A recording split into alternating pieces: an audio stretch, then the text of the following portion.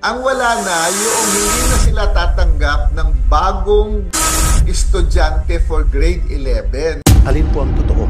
Maraming mga Pilipino, mga magulang at estudyante ang nagulat ngayon sa kautusan na inilabas ng Commission on Higher Education o CHED sa pagbungad ng taong 2024. Dahil ang mga senior high school, grade 11 o grade 12 o ang tinatawag na K-12 program ay ipinahihinto ang mga state at local university na tumanggap ng mga K-12 student.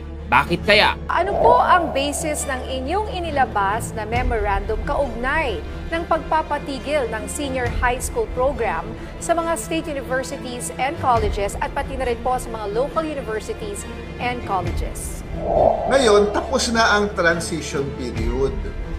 Puno na ang mga state universities and colleges. Kailangan na nilang gamitin ang mga kwarto at mga teacher.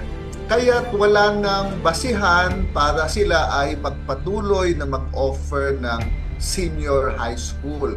Tapos na yung legal basis nito. Ito yung agreement ng DepEd at CHED. Tapusin pa nila yung grade 12. Ang wala na, yung hindi na sila tatanggap ng bagong estudyante for grade 11. Yan ang hindi dapat nila gagawin.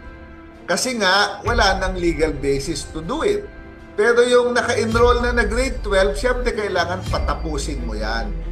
At panoorin mo ang sunod na video na ito dahil ayon kay Senator Rapi Tulfo ay nakakalungkot ang mga nangyayari sa mga graduate na mga senior high school student dahil tila nadi-discriminate sila pagdating sa pag-apply ng trabaho. Ito nga yung kultura natin dito ngayon, Mr. Chair, which we have to correct. Lahat ng mga sa classified ads na naghahanap ng employee, palaging almost always must be college graduate. Dinidisregard na agad yung mga graduate ng senior high. This has to be changed. Na parang agad-agad discriminated agad itong mga graduates sa senior high. Well, syempre, call yan ng company na nag-hire ng mga empleyado niya. Sasabihin niyo kung anong gusto niya. Pero palagi na lang talaga, maski na yung clerk typist, you must be a college graduate.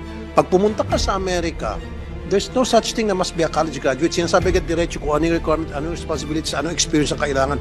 Hindi naka-specify doon kung kailangan mo college graduate o hindi. Maliban na lang kung ikaw engineer, architect, or nurse. Well, of course, nakalagay doon, must have license in nursing, etc. Diba? Yun yung sinasabi ko. Kung mapapansin niyo po, sa Amerika, 4.5% lamang ang unemployment rate ng senior high. Dito sa atin, hindi ko alam kung sinong totoo. Ayon sa JobStreet, 57% ang employment for senior high graduates. Ang sabi ng DepEd, 10% lang. Alin po ang totoo? DepEd or JobStreet?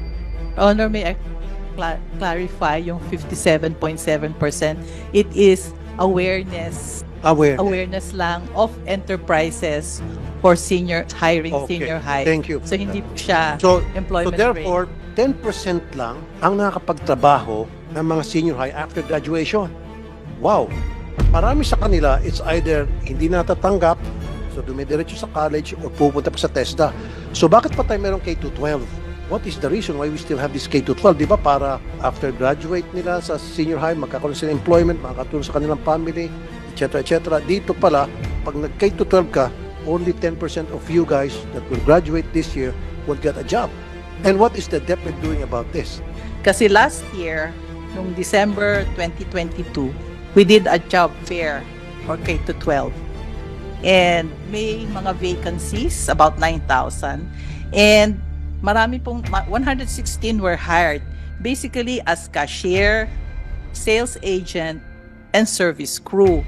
So what we're saying is, ito yung mga areas na pwede silang ma-hire, and those are some areas which we can enhance their competencies and skills kasi dun sila na-hire sa mga senior high school graduates po, and job fair for senior high schools. So meron kayong ganung klaseng programa which is very good. Po. So meron kayong for senior high job openings, sabi niyo nga 116 were hired.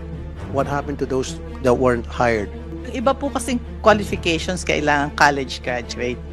Okay. Yung dun sa vacancies. Kaya hindi sila na-hire. I thought you said yung program ninyo, yung naghahanap kayo ng mga applicants for senior high graduates. Marami po for senior high graduates, but meron ding mga vacancies na for college. Why don't you come up with a program exclusive lamang doon sa mga senior high graduates? Karamihan sa mga magulang, nag-expect na anak, pag-graduate mo anak, tulungan mo naman itong kapatid mo, pag-graduate mo anak, gusto ko makabili tayo ng ganito.